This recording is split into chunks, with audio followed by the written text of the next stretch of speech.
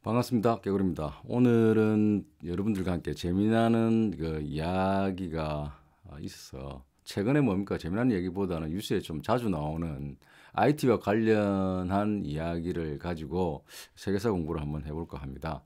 최근 뉴스를 보면은 IT라는 나라에 대해서 지금 깽단이 국가의 거의 뭡니까? 수도의 한 80%를 장악해가지고 그 총리가 옆 나라로 도망가고 거의 무정부 상태가 돼 있는데 깽단의 수장이 두목이 뭡니까 총리 하야를 요구하는 좀 웃기는 이야기죠. 뭐 군인과 군인이 쿠데타를 일으키고 경찰이 뭡니까 수도 뭐 도시를 장악하고 이런 이야기들은 가끔 들어보지만 깽단이 뭡니까 도시의 전 대다수를 차지해 가지고 총리가 도망가고 하는 일들은 상당히 드문 일이죠.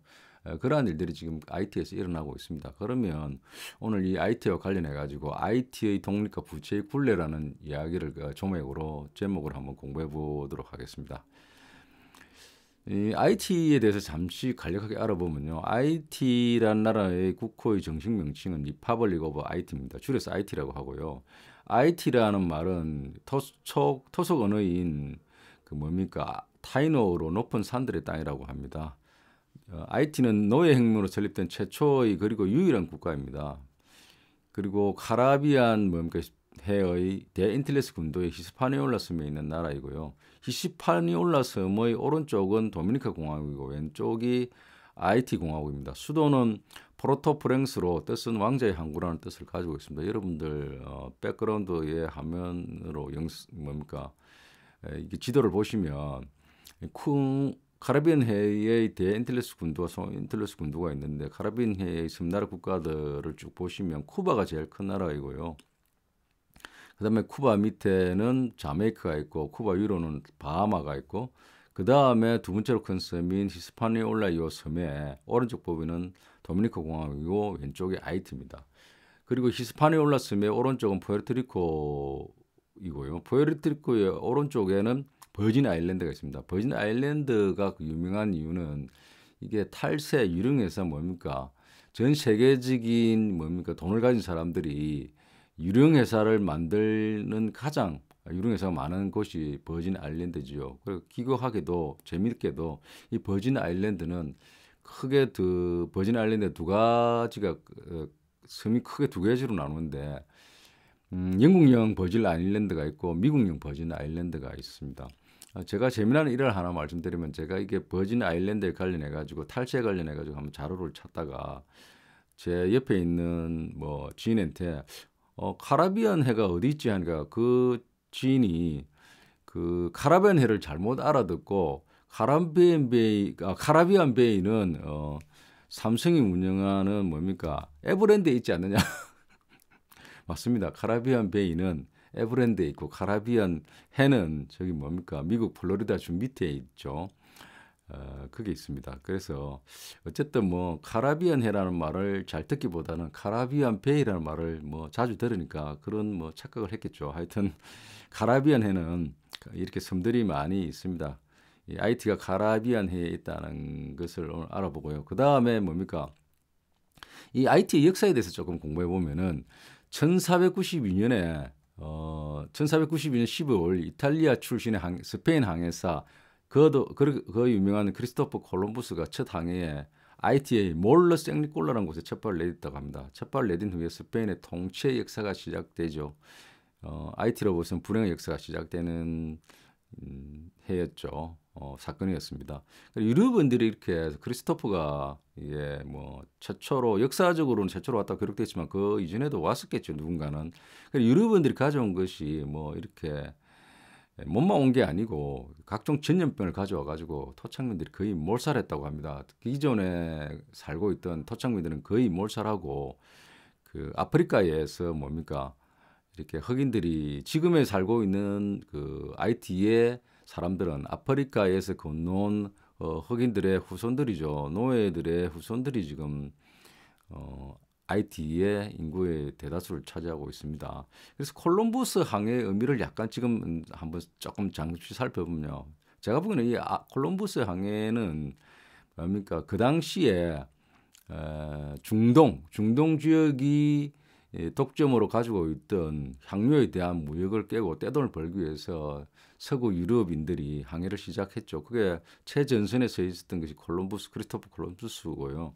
그래서 대항해 의미는 항료를 찾아서 시작했고, 일부는 뭡니까? 오른쪽으로 갔고, 일부는 왼쪽으로 갔죠. 그래서 수많은 항해사들이 1488년 바르톨무스 디아스가 희망국을 발견하고, 1492년 콜럼부스가 신대륙을 발견하고, 1498년 바스코 다가마가 인도 항로를 발견하고, 이게 1510년 마젤란의 세계 일주를 향해 떠난 것들이 모두 다 이 뭡니까?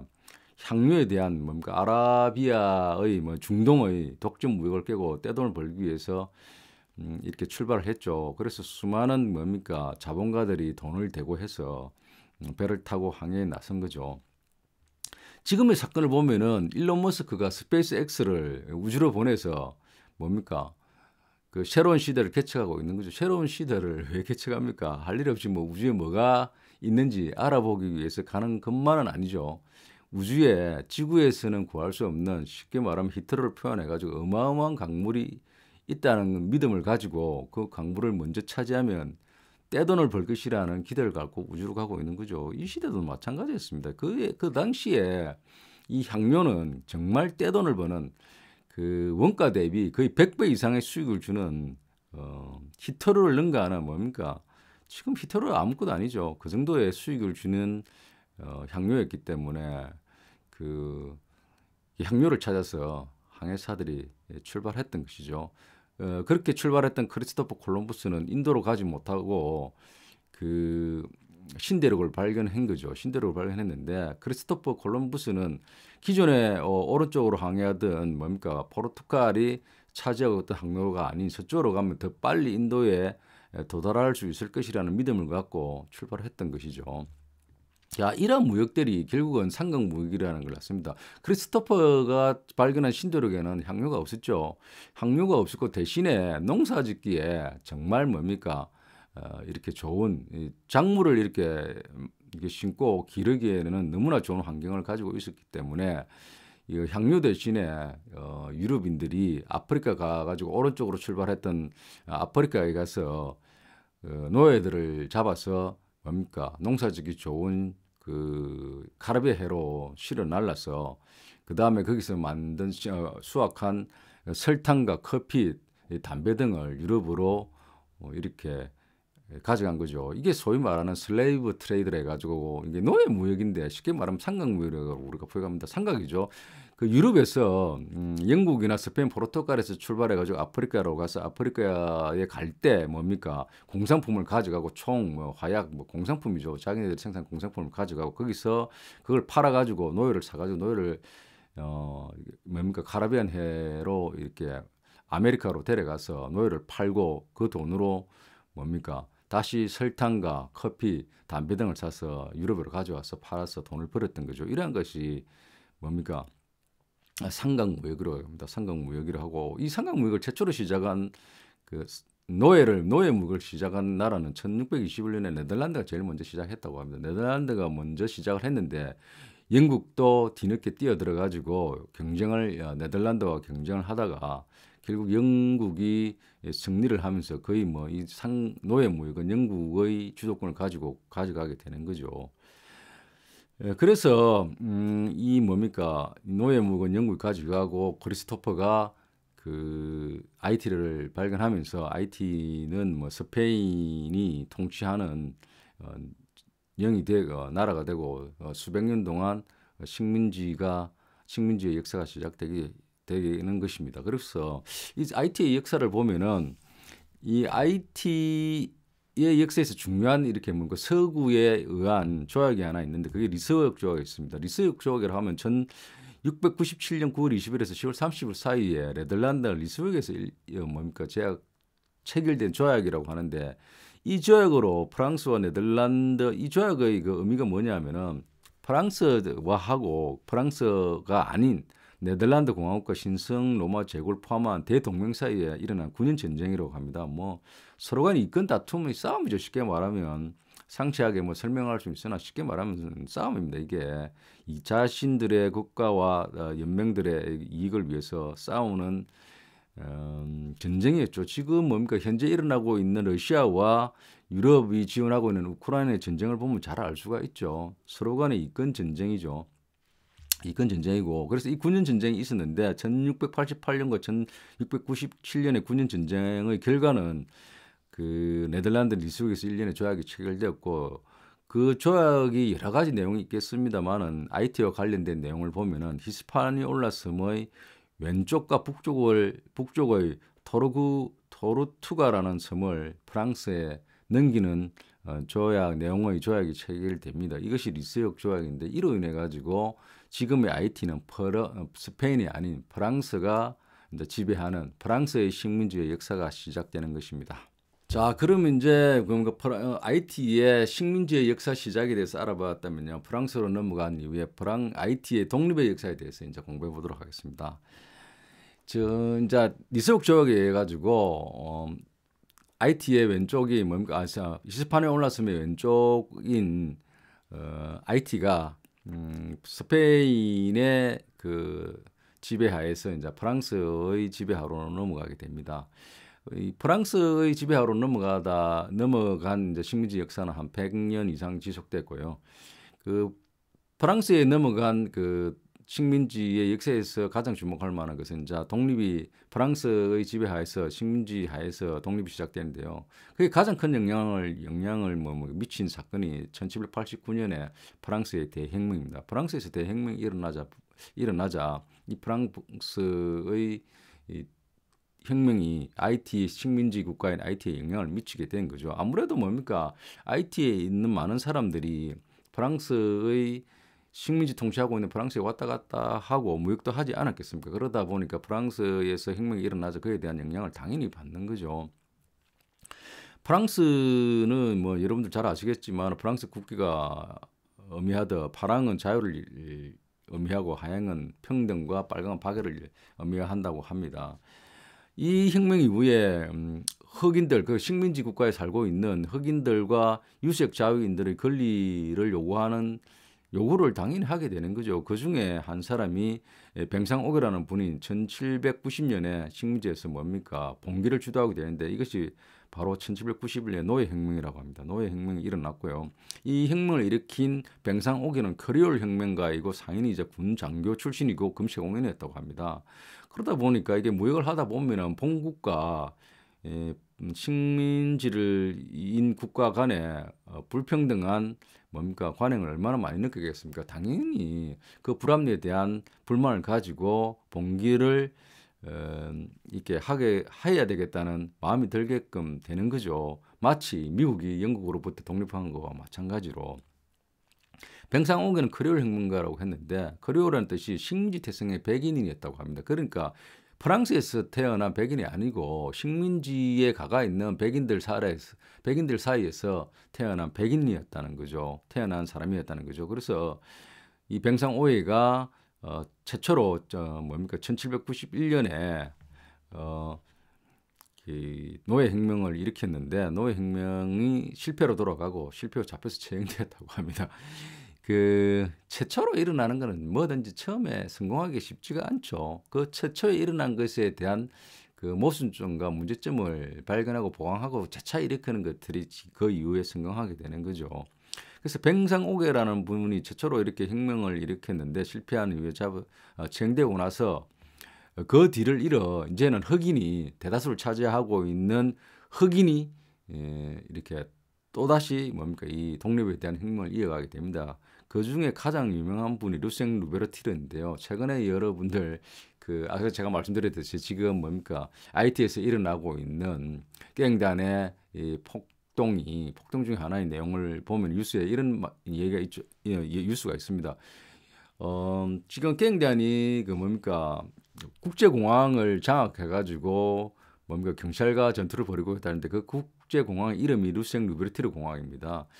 그 공항 이름이 독립을 위에 이렇게 투쟁한 사람을 의미하는 이름을 붙인 거죠. 그래서 그 루생 루베르티르 공항인데 루생 루베르티르에 대해서 잠시 알아보면요. 루생 루베르티르는 루생 르브레티르의 지도 아래 1791년에 노예 군대가 만들어져 가지고 독립에 대한 투쟁을 시작했다고 합니다. 이 투쟁을 하다 보니까 굉장히 이게 뛰어났던 모양입니다. 이게 르브레티르의 지도력과 전술이 뭐 거의 그 뭡니까 게릴라전에 아주 능숙했다고 하는데 그러다 보니까 IT 식민지가 굉장히 위험에 처하고 지금과 같은 무정부 상태가 되다 보니까 이걸 안정화시키기 위해서 식민지 통치국가인 프랑스에서 3명의 뭡니까 파견인을 통치권을 확보하기 위해서 감독 3명을 보냈는데 그 3명이 와서 현재 와보니 굉장히 위험했던 거죠. 그 위험하다 보니까 타입 안으로 노예제를 폐지하는 선언을 했다고 하는데 이것은 본국의 성인도 없이 감독관 3명이 뭡니까 독단으로 폐지 선언을 했다고 합니다. 그러다 보니까 뭐 이게 좀 안정시키기 위해서 했던 거겠죠. 그런데 이 폐지 선언을 한 이후에 그 본국의 정권을 잡은 맥시밀리엄 로베스피에로가 이후에 이를 승인하고 프랑스의 모든 식민지로 이를 확대했다고 합니다. 노예제 폐지를 확대했다는 거죠. 이 노예제가 폐지가 확대되자 루생 루베르티르는 프랑스의 충성을 명시하고 이제 타협을 한 거죠. 저 충성을 하겠다. 그러니까 자신이 충성을 할 테니 그 통치권을 나에게 달라고 했겠죠. 그래서 쳐들어온 영국군과 스페인을 싸워서 격렬하게 싸워서 물리쳤다고 합니다. 물리치고 루생 루베르티르가 독자적인 헌법을 반포하고 자신을 통치자로 선언했다고 합니다. 결국은 뭐 거의 자신이 IT에 대한 통제권, 히스파니아 오늘날섬에 대한 통제권을 확보한 거죠. 그런데 이 본국에서 이제 프랑스에 대한 뭡니까 상황이 좀 변했던 게 그 노예제를 승인하고 폐지한 로베스피에로가 뭡니까 물러난 게 아니고 처형당하고 나폴레옹이 정권을 잡게 되는 거죠. 자, 나폴레옹이 정권을 잡고 나서 1802년에 나폴레옹은 2만 명의 군인과 선원들을 IT에 다시 보내서 통치권을 확보하려고 했다고 합니다. 그런데 많은 군인들이 전투에서 죽었다고 하는데 결국은 그럼에도 불구하고 루생 루베르티르는 프랑스군에 잡혀가지고 본국으로 이송됐다고 합니다. 이송되어 재판을 받고 주코 요새에서 수감돼가지고 1803년에 사망했다고 합니다. 근데 이렇게 한번 분출된 독립에 대한 열망은 사라지지가 않죠. 루생 루베르티르를 뒤를 이어받아서 장자크 데살리라는 사람이 다시 투쟁에 나섰는데 1803년 11월 18일 베르트 티에레스라는 전투에서 장자크 데살린이 결정적인 승리를 했다고 합니다. 결정적인 승리를 하고 프랑스를 물리치고 1804년 1월 1일에 IT라는 이름으로 생도밍그는 독립이 선언되었다고 합니다. 데살린은 자기 자신을 자크 일체 황제로 칭하고 거의 군대에서 황제로 천명되었다고 합니다.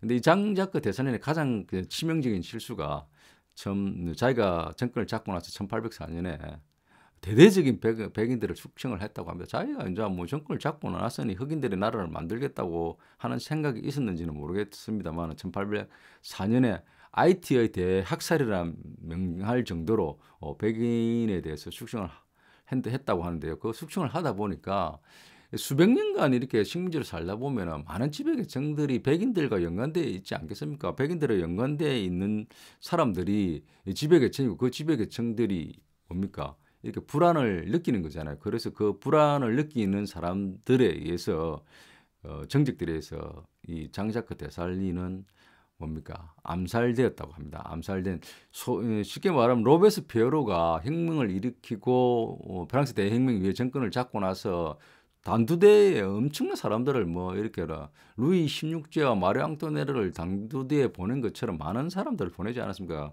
그러다 보니까 같이 혁명을 일으킨 사람들이 많은 불안을 느끼지 않습니까? 자신도 언젠가는 그 단두대에 목이 날아갈지 모른다는 불안에 휩싸여서 먼저 공격을 해서 로베스피에로가 단두대에 날아가지 않습니까? 이와 마찬가지로 장자크 데살리는 정적들에 대해서 암살되었다고 합니다.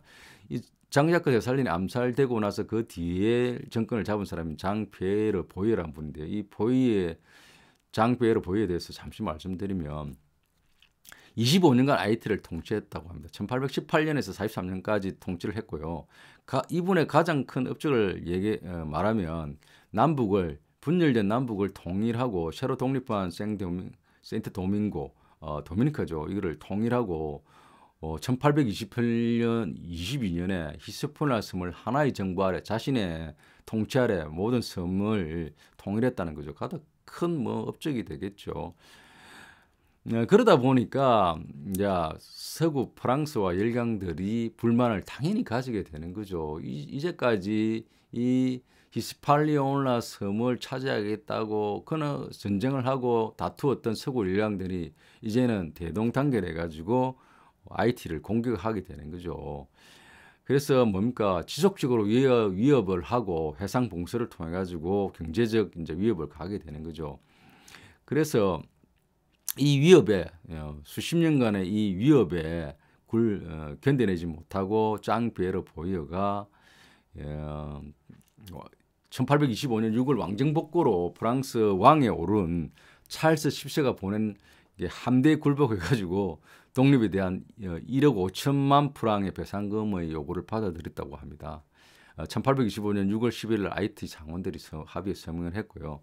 그러다 보니까 이 요구가 너무나 과도해가지고 도저히 이 요구는 뭐 합의는 했지만 받아들일 수 없었다는 이게 공감대가 말았어야 요구를 받아들이지 말았어야 되는 공감대 형성돼가지고 엘리트의 지지 철회로 해가지고 1843년에 축출된다고 합니다. 그 요구가 얼마나 과도했으면 축출이 됐겠습니까? 그래서 그에 대한 내용을 살펴보면 이 찰스 10세가 요구한 내용은 이 찰스 10세로 말할 것 같으면은 루이 16세와 18세의 남동생이라고 합니다. 루이 16세는 뭡니까? 프랑스 대혁명으로 인해서 단도대에서 날아가게 되죠. 단도대에서 날아가다 보니까 그 왕정복고로 루이 16세 이후의 동생인 루이 18세가 오르게 됐고요. 루이 18세가 사망하자 찰스 10세가 왕위에 올랐던 거죠. 찰스 10세는 그 IT의 독립에 대한 뭡니까 이게 주권을 이렇게 포기하고 배상금을 요구했던 거죠. 그 배상금의 요구를 칙령으로서 보고를 했는데 그 칙령의 내용을 보면은 첫 번째는 생대민국의 프랑스 지배 항구는 모두 각국에 개방한다. 뭐 또 어차피 IT가 독립하면 다 개방하잖아요. 다른 애 개방할 건데 자신이 개방시켜 준 것처럼 이렇게 칙령의 내용이 이어가 있죠. 두 번째가 가장 큽니다. 두 번째가 이 IT 독립에 대한 배상금 요구로 5년 분할로 1억 5천만 프랑을 요구했다고 합니다. 배상을 요구했고 그 첫 지급을 5년 분할인데 첫 지급을 1825년 12월 31일 날 지급하라고 요구한 것입니다. 그리고 그 대가로 이 명령 자기 칙령에 의해서 생도밍고의 프랑스 쪽 독립을 인정한다. 왼쪽이 뭡니까? 프랑스가 지배하고 있고 오른쪽이 도미니카 공화국 뭐 스페인의 영이 지배하에 있었기 때문에 왼쪽을 독립을 인정한다고 했다고 합니다. 그 1억 5천만 프랑의 의미가 어느 정도 되느냐고 하면요. 그 미국이 프랑스로부터 구매한 루지애나주가 뭡니까? 그 당시에 미국이 독립한 13개 주에 가가지고 원래 땅인 13개 주에 크기보다도 더 큰 땅인 루지애나주를 매입한 대금이 미국이 프랑스로부터 매입한 대금의 10배에 해당되는 금액이었다고 합니다. 얼마나 큰 뭡니까? 이 배상을 요구했다는 것을 알 수가 있는 거죠. 그래서 첫 해 배상해야 될 3천만 프랑은 1억 5천만 중에 5년 분할이니까 첫 해에 3천만 프랑을 이렇게 배상해야 되지 않습니까? 그 IT의 세입의 6배에 달하는 IT 정부가 그들은 1년 배상 수익금의 6배에 해당되는 금액이니까 도저히 갚을 수가 없는 거죠. 한 배만 해도 갚을 수가 없고 반 해도 갚을 수가 없는데 6배에 달하는 금액을 어떻게 갚습니까? 그러다 보니까 프랑스 은행으로부터 2,400만 프랑을 고리로 대출할 수밖에 돈을 빌려가지고 갚는 거죠. 대출금을 받는 돈을 또 빌리게 되는 거죠. 마치 뭡니까? 우리가 사채업자의 돈을 갚기 위해서 더 높은 사채를 빌리는 거하고 똑같은 거죠. 그래서 이 배상금이 결국은 IT가 부채의 굴레에서 그리고 영원히 빈곤에서 벗어날 수 없게 만든 원인이죠. 이 배상금이. 이 배상의 굴레를 만든 보이가 결국 엘리트의 지지를 잃어 1843년에 이렇게 축출하게 됐던 거죠. 이 부채 굴러갔다 당연히 갚을 수 없다 보니까 1838년 2월 10일 날 평화와 우호의 조약이라는 조약이 프랑스하고 하이티 간에 체결이 돼 가지고 30년 동안 가라면은 9천만 프랑만 갚으라고 삭감되었다고 합니다. 9천만 프랑. 1억 5천만 프랑이나 9천만 프랑이나 뭐 갚을 수 없는 거는 마찬가지의 돈인데 이게 조약의 명칭이 정말 골 때립니다. 트리티 오브 피스 오브 프렌드십. 야, 친구와 평화의 우정과 평화의 조약이라고 해놓고 좀 갚아줄게, 좀 삭감해줄게 해가지고 30년 동안 이제 다 못 갚을 것 같으니까 30년 동안 9천만 프랑을 갚으라고 삭감했다는 게 참 뭐 말도 안 되는 얘기죠.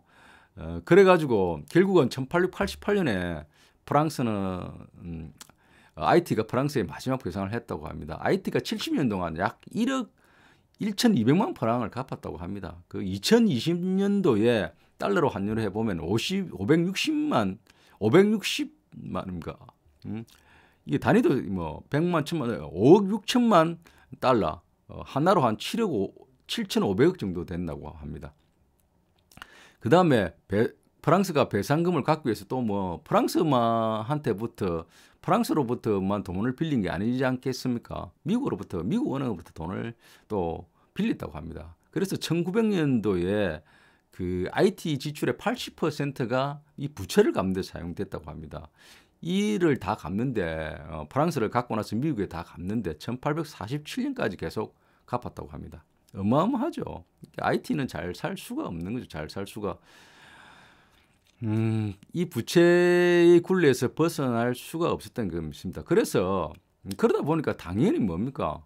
불만이 생기게 되는 거죠. 이 부채로 인한 전반부가 독립에 대한 뭡니까?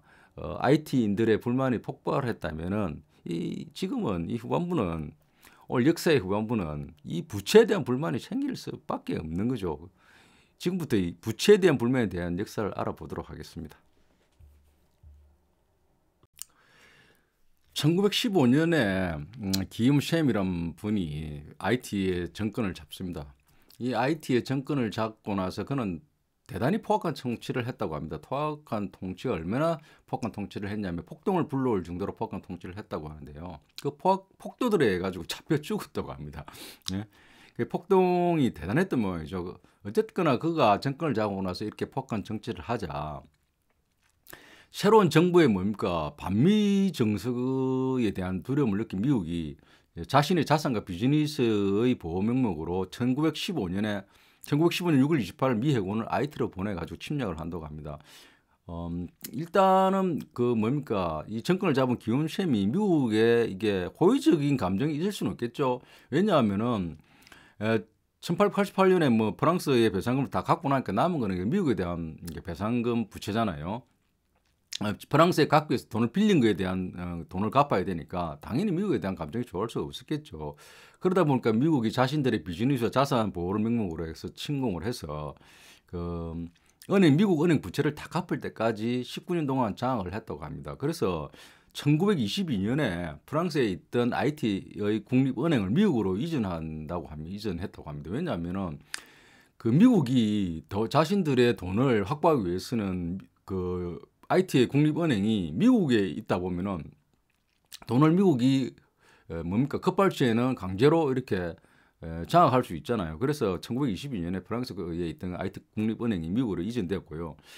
결국은 1947년에 내셔널 시티 뱅크의 마지막으로 IT가 배상 송금을 함으로써 122년간의 배상의 굴레에서 끝이 났다고 합니다. 이 배상의 굴레에서 끝이 난 이후에 2004년도에 IT에서는 처음으로 이제 민주적으로 대통령이 선출된다고 합니다. 그 민주적으로 선출된 최초의 대통령이 장 베르트랑 아리스티드라는 대통령인데요. 이분은 2001년에 2004년까지 재임을 했는데 이분이 재임하는 시절에 자유를 얻은 대가로 배상한 프랑스에 강제로 배상한 배상금 9천 프랑을 프랑스한테 요구를 했다고 합니다. 2022년 현재 금으로 한 210억 달러 정도 됐다고 하는데 이것이 프랑스에게 배상으로 한 돈을 다시 요구를 한 것이 그의 축출의 원인이 되었다고 하는데요. 그에 대한 내용을 살펴보면은 그가 프랑스에서 돈을 돌려달라고 한 이후에 2004년 2월에 아르스티드 대통령에 대한 쿠데타가 발생했다고 합니다. 2004년 2월 26일에 쿠데타가 발생하고 나니까 그 유엔 안전보장이사회에 평화유지금 파견을 요청한다고 합니다. 그 당시에도 상당히 IT에 전국이 불안하고 정부의 통치권이 명했던 모양입니다. 그래서 그 평화유지금을 유엔에 요청했는데요. 유엔의 상임이사국인 프랑스와 미국이 들어가 있는 유엔 안전보장이사회에서는 보이콧을 했다고 합니다. 보이콧을 하고 나서 쿠데타가 일어난 지 3일 후에 아르스티드 대통령이 위협을 느끼고 더 이상 견디지 못하고 사임을 발표하자 몇 시간 만에 이사회는 유엔 보장안전이사회는 만장일치로 유엔 평화군을 파견을 요청했다고 합니다. 웃기죠. 기존 대통령이 쿠데타로 인해 가지고 물려났을 때는 유엔의 평화유지군을 보내지 않고 사임하니까 유엔 평화유지군을 바로 보내주겠다고 만장일치로 이거 뭐 쏙이 보이죠. 그래서 이 쿠데타로 이제 실각을 하니까 그 2004년 3월 9일에 IT의 헌법도 아닌 서구 열강에 의해서 임시로 구성된 위원회에서 임시총리가 선출된다고 합니다. 그 임시총리가 제라드 라토르티라는 사람인데요. 그 임시총리가 총리 취임하자마자 아리스티드 대통령이 요구한 것은 어리석고 불법이라고 했다고 합니다. 야, 골 때리죠. 그래서 이 아리스티드 제라드 라토리티가 2004년 3월 12일에 대통령 취임한다고 합니다. 취임하는데 이것을 볼 때 어떤 일들이 제가 기억이 떠오르냐면은 우리 한일 일제시대 때 전쟁으로 강제로 끌려간 우리 성적 착취를 당한 할머니들의 전범 기업에 대한 대법원 판결에 의한 배상 요구를 하고 나니까 그거는 지나간 일이다 하면서 국가가 대신 물어주겠다고 한 사람들 생각나죠. 골 때리죠. 범죄는 일본이 저질렀는데 전범 기업에 대한 요구를 대한민국 이 대신 갚아주겠다고 하는 이상한 사람들이 있죠. 그런 사람들 생각납니다. 자, 그러자 또 재미난 일은 그러고 나서 이 대통령 아리스티드가 물러나고 나서 2015년 5월 15일 당시 대통령 프랑스 24대 대통령인 프랑스와 올랑드 대통령이 거의 재임 기간은 2012년에서 2017년 사이인데요. 그가 2015년 5월 10일에 노예제도 폐지를 기념하기 위해서 지금의 프랑스 영인 소인텔레스 제도의 과들루프를 방문하게 됩니다. 방문한 이유는 노예제도를 폐지를 기념하기 위해서 과들루프 섬에서 이렇게 메모리얼 센터를 이렇게 개소를 하는데 거기에 가서 축사를 하기 위해 간 것이죠. 참고로 말씀드리면 프랑스는 노예제도를 폐지안을 기념하는 5월 10일이 국경일이라고 합니다. 국경일에 그의 의미가 있는 아마 가돌루프가 노예를 이렇게 팔고 사고 했던 섬이겠죠. 거기에 그 기념하기 위해 메모리얼 센터에 메모리얼 ST의 에텍이라는 곳에 가가지고 기념사를 하는데 그게 간 당시에 이 프랑스 올랑드 대통령이 이런 말을 했다고 합니다. When I come to Haiti, I will for my part settle the debt that we have. 우리가 가지고 있는 이 빚을 해결하겠다. 이런 말을 했다고 합니다. 그러다 보니까 듣는 사람들은 대부분 다 이거 금전적으로 이제 갚아주려는 모양이다. 당연히 그렇게 생각하게 되는 게 상식적이지 않습니까? 그 앞에 이게 축출당한 아리스티드 대통령이 돈을 물어달라고 했고 그에 대해서 한번 이렇게 좀 시간이 한 10년 지났지만은 어쨌든 그러한 계속 요구를 해오고 있기 때문에 해결하겠다고 하면 이제 돈을 물어주겠다고 하는 게 굉장히 상식적인 예의고 그렇게 생각이 들지 않겠습니까? 그러다 보니까 이런 말을 하고 나니까 굉장히 센세이션이 프랑스에서 난리가 났다고 합니다. 그러자 서둘러서 프랑스 올랑드 대통령이 사회주의자였다고 하는데 이 대통령이 그런 말을 하자 보좌진들이 서둘러서 그 빚이라는 게 금전적 빚이 아니고 도덕적 빚이다. 마음의 빚이지 결국 금전적 빚은 아니다고 서둘러서 진화했다고 합니다. 어쨌든 골 때립니다. 어쨌든 물어주지 않겠다는 뜻이죠. 그리고 나서 뭡니까 또 재미나는 IT, 재미나는 게 아니라 좀 흥미로운 내용을 보면은 그 IT 제42대 대통령인 조베럴 모이즈라는 분이 2017년에서 2021년까지 재임을 했는데요. 사학과 출신이자 정치인이었다고 합니다. 그런데 그분이 2021년 7월 17일 자신의 사저에서 용병들에서 피살되는 사태가 일어납니다. 그때 용병들이 수십 명이 이렇게 쳐들어와서 대통령을 난사했다고 하는데 그 중에 용병 중에 몇 명이 미국인 출신이었답니다. 미국인이었답니다. 미국인이었는데 그 용병들이 미국인 기업에 의해서 사설 기업에 의해서 채용된 사람이었다고 합니다. 그래서 이게 대한 내용들이 뉴스가 많이 있는데 대부분 미국이 배후에 있지 않느냐는 내용들이 많이 있습니다. 또 하나 재미나는 그 말씀을 드리면 이야기를 하나 드리면 이게 뭡니까 그 히스파니올라스 히스파니올섬이 아니고 히스파니올섬이 왼쪽에 그 지금 IT의 왼쪽에 작은 섬이 하나 있습니다. 나바사 섬이라는 섬이 있는데 자메이카의 북동쪽에 쿠바의 남동쪽에 무인도 섬입니다. 무인도 섬이고 면적은 5.2제곱킬로미터인데 5.2제곱킬로미터라고 하면 잘 뭐 느낌이 안 오시죠? 그래서 제가 우리나라 땅으로 지금 말씀드리면 지금 부산에 지금 가덕도라는 섬에서 제 국제공항을 지금 새로 지으려고 하지 않습니까? 그 가덕도 면적이 한 21제곱킬로미터라고 하는데 가덕도 면적의 4분의 1 크기밖에 되지 않는 아주 작은 섬입니다. 이게 지금 미국과 IT의 영토 분쟁 중에 있는데 미국이 점령하고 있습니다. 미국이 점령한 자신들이 주장하는 이유는 1850년에 구아노섬법이라 해가지고 자신들의 국내법에 의해 가지고 자기 발의된 법에 의해 가지고 자기신들의 뭡니까 섬이라고 주장하는데 이 구아노법이 뭐냐 하면은 그 당시에 이 구아노가 새똥입니다. 새똥. 구아노라는 새똥인데 이 새똥 하얀 이 새똥이 그 당시에 총포라든지 화약에 굉장히 많은 원료로 사용되었다고 합니다. 그렇다 보니까 이게 대한 수요가 많았겠죠. 그러니까 이 구아노가 있는 뭡니까 이 섬에 대해서 뭡니까 미국인이 뭡니까 먼저 발견하고 이 주인이 없다고 판단되는 땅을 먼저 미국이 차지하게 되면 그 권리를 행사할 수 있다는 행사한다는 내용의 법이 미국 스스로 자기 국내법에 의해서 발의된 1856년에 구아노 아이슬란드 액트라는 법인데 이 법에 의해서 자신들의 섬이라고 주장하는 거죠.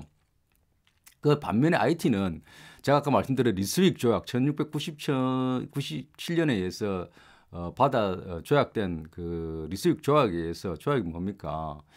스페인이 프랑스로 땅을 넘긴 거죠. 그 넘길 때 이 섬들이 다 함께 넘어왔다고 주장하는 거죠. 또 하나 1800년에 IT가 독립하면서 헌법에 명시된 부속 섬들에 대한 이 부속 섬이 현재 나바사 섬이 포함된다고 주장하는 거죠.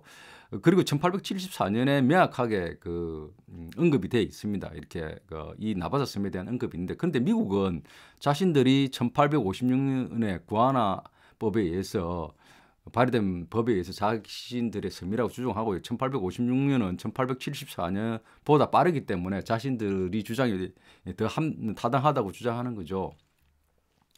그래서 이 나바사 섬에 대한 어쨌든 지금은 미국이 점령하고 있습니다. 미국이 점령하는데 이러한 내용들에 가지고 제가 재미나는 말씀 하나 드리면 지금 일본이 독도를 자기네 땅이라고 우기지 않습니까? 우기고 있는데 이 나바사 섬의 그 내용을 보면은 미국이 왜 미국이 편찬하고 있는 지도에 독도를 일본해라고 표현하는지 아시겠죠? 네? 서구 여강들이 강제로 자신들이 이게 편입했거나 점령하고 있는 그 행위가 있기 때문에 그와 유사한 일을 하고 있는 데 대해서 편을 들 수밖에 없는 겁니다. 미국은 영원히 대한민국 편을 들지 않습니다. 결국 미국이 생각하는 것은 자신들이 통치하고 있는 나라의 정당성을 주장하기 위해서는 독도에 대한 영유권이 논쟁을 할 때 침묵하거나 일본 편을 들 수밖에 없다는 것을 잘 알 수가 있는 거죠. 이 내용을 보면은.